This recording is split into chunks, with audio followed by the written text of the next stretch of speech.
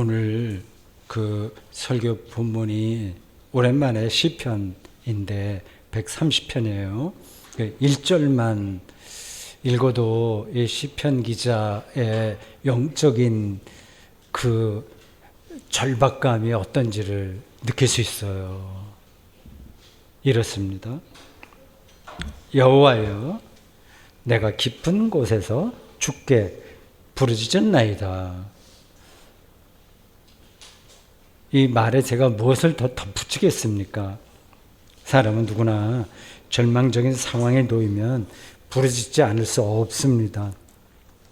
그런 부르짖는 모습을 우리가 가끔 영상으로도 봐요.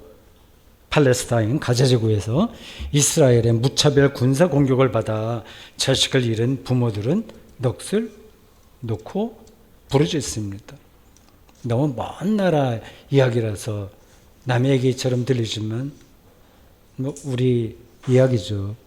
그보다 먼저 작년 10월 이스라엘이 가자지구 정권 하마스의 게릴라 공격을 받았을 때 죽은 이들의 가족도 이스라엘 사람들이요 부르짖었죠. 10년 전 세월호 침몰에서 보듯이 어처구니 없는 죽음 앞에서 가족은 부르짖습니다. 그러한 경험이 실제로 여러분들에게 있었는지요? 이런 끔찍한 일을 당하지 않으면 우리는 부르짖음과 전혀 상관없이 아주 평안하고 달콤하게 살아갈 수 있을까요? 그렇지 않습니다. 겉으로는 사람들이 고상하고 우아하게 이렇게 품위 있게 살아가는 것 같지만 실제로는 모두가 죽을 지경이라고 부르짖는 거예요. 살려달라고 부르짖습니다. 나에게 좀 관심을 보여달라고 애걸복걸하면서 삽니다. 그게 부르짖는 거 아니고 뭐겠습니까? 시인은 130편을 쓴 그 시인은 깊은 곳에서 부르짖는다고 고백했어요. 그가 말하는 그 깊은 곳은 어둠이고 혼란입니다. 경험해 보셨죠? 어둠이고 혼란입니다. 사람은 어떤 권력이나 명예나 돈이나 재미로도 저 깊은 곳에서 달아날 수가 없어요. 어둠과 혼돈은 3절에 말하는 죄악입니다. 시인이 이렇게 말하네요. 주께서 죄악을 지켜보실진데 주에 누가 서리이까. 키에르케고르는 죽음에 이르는 병이 곧 절망이라고 보았고요. 그 절망의 원인은 죄라고 보았습니다. 이 죄를 단순히 도덕적인 잘못이라고만 보면 성경이 말하는 죄의 깊이를 모르는 겁니다. 죄는 우리의 생명을 파괴하거나 왜곡시키는 근원적인 세력입니다. 우리는 그러한 세력을 극복할 능력이 없어서 부르짖습니다. 이게 어떤 상황인지 일상에서 얼마든지 확인할 수 있어요. 제가 예를 하나 들게요. 여기 법 전문가인 판사가 있다고 합시다. 양심적인 판사예요. 바르게 하려고 하는 판사예요. 그는 반사회적 행동을 한 어떤 피의자에게 10년형을 선고했습니다. 당연히 그래야만 합니다. 그런데요, 세상 문제는 그런 방식으로 해결되지 않습니다. 10년 선고를 받은 그 사람의 아내, 그 사람의 자식들은 이 일로 인해서 삶의 의지와 의욕을 잃었습니다. 법의 공정한 집행으로 인해서 무고한 사람들의 인생까지 파괴될 수 있어요. 이게 이 세상이 복잡하게 얽혀있는 사연입니다. 그들의 삶은 누가 책임집니까? 그렇다고 해서 이 판사가 법을 집행하지 않을 수도 없어요. 어렵습니다. 판사는 법 조문에만 매달릴 게 아니라 자기의 법 집행으로 인해서 벌어질 불행한 운명에 대해서 깊은 연민을 느낄 줄 알아야 됩니다. 더 나아가서 오늘 본문의 시인처럼 자기가 처한 실존이 깊은 곳, 어떻게 해서라도 헤쳐나올 수 없는 깊은 곳이라는 사실을 꿰뚫어 볼 줄 알아야 되겠죠. 이런 문제를 종합적으로 생각하다 보면 도대체 어떻게 사는 게 떳떳하고 양심의 가책을 받지 않을 수 있는 건지 방향을 잡기가 힘듭니다. 어둠이자 혼란이에요. 법 문제만이 아니라 우리의 인격 자체가 사실은 늘 불안하고 혼란하고 이중적이고 위선적입니다. 높은 수준에서 저 같다고 그냥 말하자면 평생 동안 교회와 신학과 예배와 성경 안에서 살았으니까 나름으로 높은 수준에서 종교적인 사람들도 이런 부분에서는 자신이 없습니다. 거룩한 것 같지만 세속적입니다. 이걸 벗어날 수가 없어요. 겉으로는 착한 사람도 이기적일 수 있습니다. 복음서에 나오는 바리새인들을 보십시오. 다른 사람들보다 아주 종교적이었고 도덕적이었고 양심적이었지만 위선과 교만에서 벗어날 수 없었습니다. 자기의 그런 실존을 성찰할 줄 아는 바리새인들은 절망합니다. 대표적으로 바울이죠. 절망했어요. 다른 길이 없어서 율법에 매달려서 살지만 생명 완성과는 거리가 멀었습니다. 오늘 본문을 쓴 시인이 깊은 곳이라고 말한 그 차원 안으로 우리가 깊이 들어가면 들어갈수록 우리 삶에서 어둠과 혼란은 더 짙어집니다. 이게 부르짖지 않을 수 없는 인간의 명백한 실존이에요. 어둠과 혼돈이라는 인간 실존은 목회자와 교회 일꾼들, 평생 동안 교회 일 많이 한 사람들에게도 그대로 적용됩니다. 목회자로서의 연륜이 깊어지면서 자신감이 느는 게 아니라 자신의 한계를 느낄 수밖에 없는 거예요. 점점 더 그렇습니다. 난 교사들도 마찬가지라고 생각해요. 교사의 연륜이 깊어지면 내가 교육할 수 없구나 하는 거를 더 그 안에서 절망할 거래요. 여기 대형교회 목사가 있다고 합시다. 수천 명 교인의 기대를 그가 어떻게 다 채울 수 있겠습니까? 하나님을 실질적으로 알지 못하면서 설교를 많이 하면 할수록 하나님을 더 모르겠네 하는 그러한 게 인간 실존인데, 그러면서 아는 것처럼 흉내를 낼 수밖에 없는 거예요. 자신의 인격이 고상하지 않은데도 고상한 척 흉내를 내야 됩니다. 그게 인간 실존의 한계예요. 이런 부담에서 벗어나려면 교주처럼 행동하면 됩니다. 자기를 추종하는 사람들의 영혼을 세뇌할 수만 있다면 선동적인 정치가들에게 나타나는 똑같은 현상인데 자기 성찰이 필요 없습니다.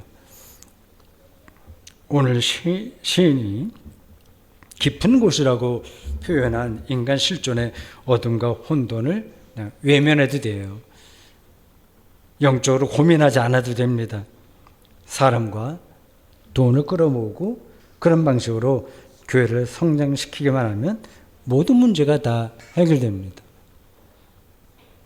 그렇게 교주처럼 행세한다고 해서 실제로 어둠과 혼돈이라 할 깊은 곳이 그 사람에게서 사라질까요? 자기의 눈을 잠시 가릴 뿐이지 사람은 살아있는 한 아무도 이 깊은 곳을 피할 수 없습니다. 그 무슨 수로도 안 됩니다. 3절 말씀을 다시 읽어보십시오. 주께서 죄악을 지켜보실진데 주여 누가 서리이까? 솔직한 고백이죠. 우리의 영혼을 뚫어보시는 하나님 앞에서는 아무도 위선과 교만을, 즉 어둡고 혼란스러운 그 인간 실존을 버텨낼 수 없다는 뜻입니다. 그러니까 하나님 앞에 가까이 가면 갈수록 자신의 깊은 곳, 숨겨둔 곳, 부끄러움과 혼란이 더 분명하게 드러나니까요.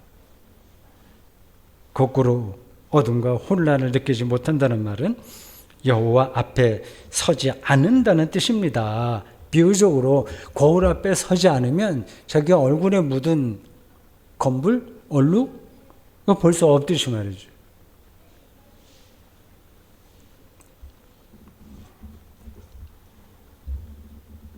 여기서 저는 한 걸음 더 나가 인간의 삶 자체가 사실은 어둠이라고 생각합니다.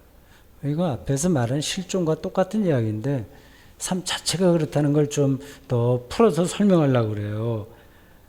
우리가 인간이면서 인간이 누군지 모릅니다. 모르면서 사는 거예요. 아주 확실하게 모릅니다. 근데 동물은 내가 왜 동물이지? 이거 생각하지 않아요. 근데 인간은 그걸 생각을 합니다. 근데 답을 얻지는 못합니다. 그러니까 어둠이죠. 인간은 누군가요? 인간은 우리가 그냥 생물학적으로 들은 이야기로 수십만 년 진화의 과정을 통해서 지금에 이르렀습니다. 다른 동물들도 진화의 과정을 거쳤지만 인간만이 그들과 질적으로 다른 길을 걸었습니다. 왜 그래야만 했을까요? 이게 생물학적 진화 원리로만 해결되지 않습니다. 현생 인류를, 지금 이렇게 있는 현생 인류를 더 거슬러 올라가면 비슷한 인간들이 많았어요. 근데 구별돼요. 그리고 호미닌이라고 하는데 여러 종류의 영장류들이 있었던 시대가 있었습니다. 그 중에 한 종족만 살아남았어요. 그게 현생 인류입니다. 이를 호모 사피엔스라고 불러요. 학자들이. 슬기로운 인간이라는 뜻입니다. 다른 것들은 다 멸종해 버렸습니다. 슬기로운 사람, 호모 사피엔스라는 이름을 붙여서 그 생각하는 것이 인간의 특징이라고 보통 얘기합니다. 그러나 저는 인간의 서유만이 아니라 육체도 동물과 완전히 다르다 생각합니다. 비슷한 점도 있고 다른 점도 있는 거예요. 이 두 요소가 서로 결합해서 지금의 우리가 되었겠죠. 앞으로는 어떻게 될까요?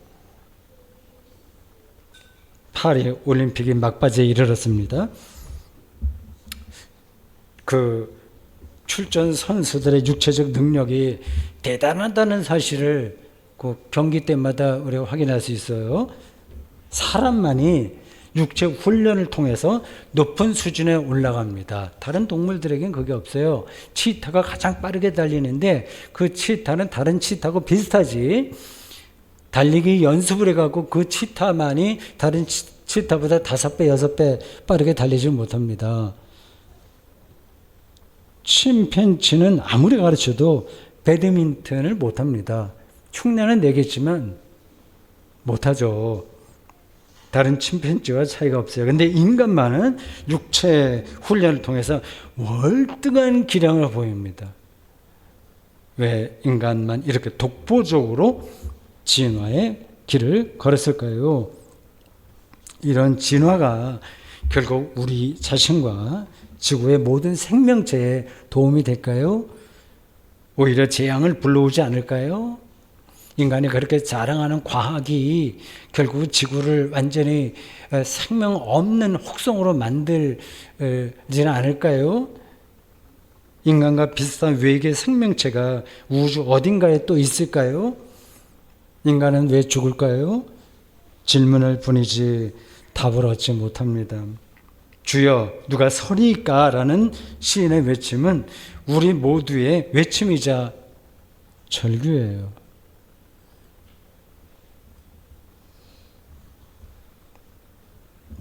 깊은 곳에서 부르짖는 시인의 절규가 무엇인지를 잠깐 제가 확인해 드렸어요. 아무도 피할 수 없는 그런 운명 가운데서 사람들은 그 실존 자체를 외면하거나 손쉽게 해결할 수 있는 확실한 방법을 찾아서 뛰어다닙니다. 그게 다 있긴 있는데 그거를 외면하는 거예요. 오늘날 사람들의 돈과 재미를 찾아서 뛰어다니듯이죠, 말이죠. 그런데 오늘 본문의 시인은 다릅니다. 그는 여호와를 기다린다고 했어요. 5절 들어보십시오. 나 곧 내 영혼은 여호와를 기다리며 나는 주의 말씀을 바라는도다. 이어서 6절에서는 파수꾼이 아침을 기다림보다 내 영혼이 주를 더 기다린다고 표현했습니다. 뭔가 강한 울림이 있죠. 이런 구절을 읽을 때요. 아침을 기다리는 파수꾼의 심정이 어떤지는 분명합니다. 아침이 와야만 뜬 눈으로 밤을 지킨 파수꾼의 임무가 끝나고요. 아침이 와야만 그 백성들의 안전이 보장됩니다. 오늘 본문의 시인이 이런 파수꾼보다 더 간절한 심정으로 여호와를 기다리는 이유는 여호와만이 그 사람의 죄악 문제를 해결해 줄 수 있기 때문이에요. 4절에서 여호와께 사유하심이 있고 7절에서 여호와께 인자하심과 풍성한 속량이 있다고 말한 게 바로 그 이유입니다. 한 단어 한 구절 한 구절에 아주 우리가 평소에 생각하지 못했던 어떤 근원적인 세계를 가리키고 있죠. 뛰어난 시인, 영적인 시인들입니다. 여호와를 통해서만 이 시인이 깊은 곳이라고 표현한 어둠과 혼돈의 실존에서 벗어날 수 있다는 뜻이에요. 그 사실을 알았기에 이 시인은 내 영혼이 주를 기다린다고 절박한 심정으로 외칩니다. 이런 절박한 기다림이 우리에게 있을까요?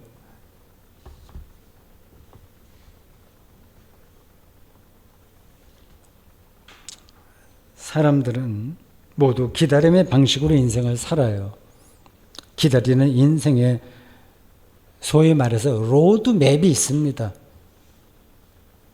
학교생활 잘해서 좋은 점수를 받아 좋은 대학교에 들어가고 연봉 높은 직장과 마음에 드는 파트너를 만나서 사랑하고 결혼하고 아이 낳고 재산을 늘려 멋진 인생을 사는 각각의 단계를 손꼽아 기다립니다. 이번 올림픽 출전한 선수들은 오랜 시간 훈련을 거치면서 올림픽을 기다렸을 것이고 또 다음 올림픽을 기다리겠죠. 그런 기다림은 한편으로 우리의 삶에 활력을 주는 건 분명합니다. 그렇잖아요. 결혼 날짜를 앞에 둔 사람들 그 나를 기다리면서 얼마나 생생하겠어요. 다른 한편으로 그런 기다림은 우리의 삶을 과부하에 놓이게 합니다. 일상에 일방적으로 매달리게 합니다. 다른 게 안 보이게 되는 거예요. 기다림이 성취되어도 다 인생을 살아보신 분들 알겠지만 실제로는 만족이 안 되니까 또 다른 것에 매달리는 악순환에 떨어집니다. 오늘 본문의 시인은 내 영혼이 주 여호와를 기다린다고 했어요. 주 여호와를 기다리는 건 영혼의 문제라는 뜻입니다. 하나님을 믿는 사람들의 영적 정체성을 정확하게 짚은 문장이에요. 내 영혼이 기다린다.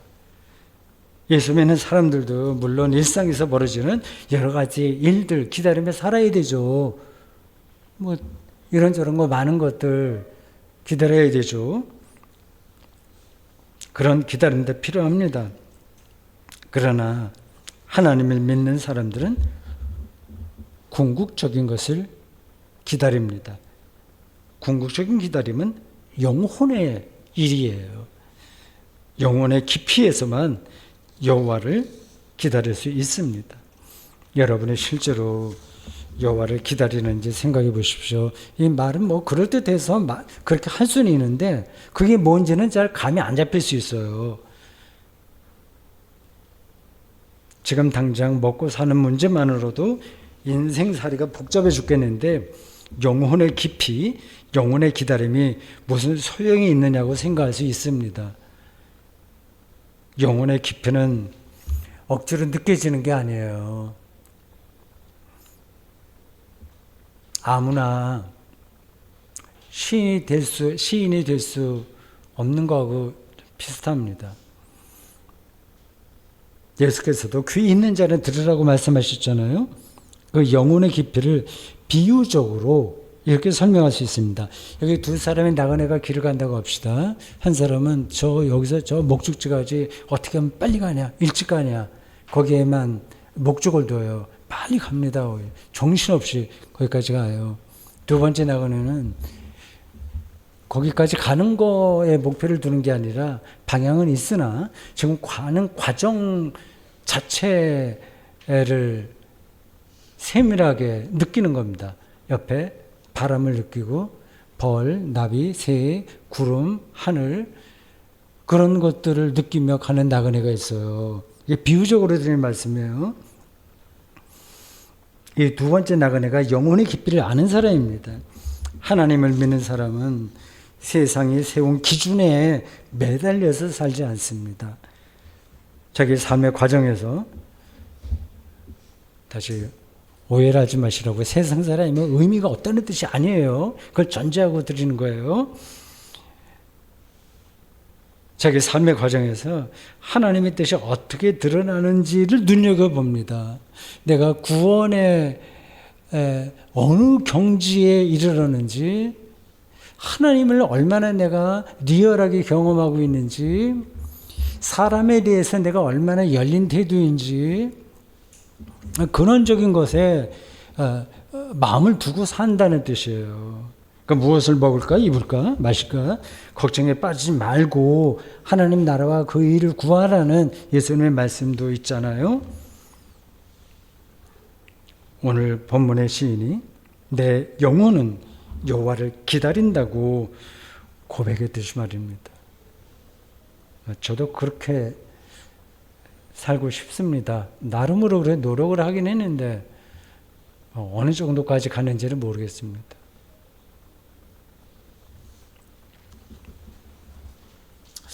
여호와를 기다린다고 해서 우리의 인생살이의 모든 문제가 완전히 해결되는 건 아니에요. 여호와를 만난 경험이 있다고 합시다. 뭐 우리가 일반적으로 얘기해서 예수 만난 경험 뭐 그런 것들 얘기하잖아요. 그래서 죄 용서 받았다는 경험으로 눈물까지 흘리고 매일 기도하고 뭐 큐티하고 뭐 그렇게 한다고 합시다. 완전히 새로운 피조물이 된 것처럼 구원의 확신이 확실하다고 합시다. 그래서 선교사도 되고 목사도 되고 교회에 아주 훌륭한 일꾼이 되었다고 합시다. 그런데 왜 여전히 우리는 어둠과 혼란을 완전히 벗어나지 못하는 걸까요? 저는 그 벗어난 사람 못 봤어요. 하나님의 경험이 더 깊어지기는커녕 밋밋해지는 걸까요? 그래서 종교 열광주의가 되든지 율법주의가 되고 마는 걸까요? 왜 구원 독단론에 떨어지든지 냉소주의자가 되고 마는 걸까요? 한마디로 왜 예수 믿지 않는 사람들과 그렇게 구별이 안 되는 걸까요? 그래서 요즘 젊은 사람들이 점점 더 교회를 떠나는 거 아닙니까? 이 문제를 조금 더 직설적으로 말씀드려도 될까요? 시인이 말하는 깊은 곳에서 벗어나서 여호와를 만나는 유일한 길은 죽음입니다. 죽지 않으면 우리는 죄에서 벗어나지 못합니다. 자기 중심성과 자기 분열에서 벗어나지 못해요.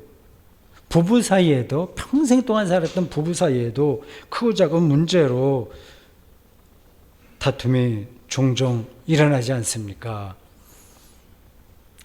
사람은 아무리 가까운 사이라고 하더라도 그 차이를 줄일 수 없기 때문입니다. 우리 집에서 벌어지는 다툼이 뭔지 좀 말씀드려도 될까요? 한 가지는 말씀드렸고, 이전에 한번 문 여닫는 소리, 그게 이게 해결이 안 된다고 말씀드렸고요. 다른 하나는 화장실 슬리퍼 문제입니다. 슬리퍼 신고 들어가야 되잖아요. 근데 저는 들어가서 화장실 나올 때 다음 들어가는 사람 편리하라고 슬리퍼 방향을 이렇게 똑바로 놓습니다. 들어가는 사람 신을 수 있도록. 근데 그렇게 하는 게 이렇게 나와서 문을 닫을 때도 편해요. 이게 그냥 나오게 되면 또 돌아서서 문을 닫아야 되니까, 그러니까 뒷걸음쳐서 나오면 문을 닫기도 편해요. 그렇게 제가 딱 훈련이 됐습니다. 제 아내는 100번이면 100번 슬리퍼를 거꾸로 놓습니다. 이런 문제가 한둘이 아닙니다. 죽지 않으면 사람 사이의 차이와 갈등은 해결되지 않습니다. 해결하려고 하지 마세요. 그냥 붙들고 사는 겁니다. 그 차이를. 이런 소소한 문제야 어느 선에서 해결되긴 하지만 심각한 문제는 해결이 안 돼요. 전쟁이 도대체 왜 일어납니까? 왜 이혼하나요? 왜 자살이 일어납니까? 우리가 살아있는 한 어둠과 혼란이라는 실존은 사라지지 않습니다. 우리 자신 속에 있어요. 그래서 성경은 죽기 전에는 하나님을 볼 수 없다, 이렇게 말하는 거 아닙니까? 어떻게 해야 될까요? 살아있으면서 우리는 어떻게 인격적인 죄와 인식론적인 한계로부터 자유로워지는 죽음을 경험할 수 있을까요? 이게 그리스도교 신앙의 핵심입니다. 살아있으나 이미 죽은 사람처럼 사는 거예요. 이런 일이 예수 그리스도에게 실현되었습니다. 예수 그리스도는 로고스가 육신이 된 분이십니다. 요한복음 1장 14절 말씀이 육신이 되어 우리 가운데 거하심에 우리가 그의 영광을 보니 아버지 독생자의 영광이여 은혜와 진리가 충만하더라. 그의 십자가 죽음과 부활 생명이 곧 죽음 경험이자 생명 경험입니다. 예수 그리스도를 통해서 우리는 아침을 기다리는 파수꾼보다 더 간절한 마음으로 여호와를 기다릴 수 있습니다. 판넨베르크의 소책자 믿음과 현실 105쪽에 다음과 같은 문장이 나와요. 이스라엘 하나님의 숭고성과 은폐성은 예수의 역사적 운명 안에 있는 그의 계시를 통해서만 비로소 그 충만한 깊이가 전망된다. 설교 복귀 시간에 조금 더 설명하겠습니다. 우리는 실수도 많고 그 은폐성이라고 말할 수밖에 없는 어둠도 많고 모르는 것도 많습니다. 불확실한 것도 너무 많아요. 과학 자체가 어둠입니다. 본문의 시인이 말하는 깊은 곳의 어둠과 혼란이 우리 예수 믿는 사람들의 삶까지 실제로 영향을 끼칩니다. 그래서 힘들죠. 그런 사태를 우리는 외면하지 말고, 가뿐하게 외면하지 말고, 믿으면 다 돼, 이 식이 아니라 외면하지 말고 직면하면서 버텨내야 됩니다. 다행스럽게도 아니 당연하게도 하나님께서는 우리에게 예수 그리스도의 운명을 통해서 구원의 빛을 경험하게 하셨습니다. 죽음을 미리 당겨서 산다는 게 무슨 뜻인지를 알게 하셨어요. 자유로워질 겁니다. 표면적인 인생살이에 머물지 않고 영혼의 깊이 안으로 들어가게 하셨습니다. 그 영혼의 깊이는 예수 그리스도를 통해서 주어졌습니다. 바로 이 말은 다음의 사실을 가리킵니다. 예수 그리스도를 믿음으로, 다시요. 마지막 문장이에요, 제 설교에. 예수 그리스도를 믿음으로 일어난 죄와 죽음으로부터의 해방이 우리 삶에서 가장 깊은 차원입니다.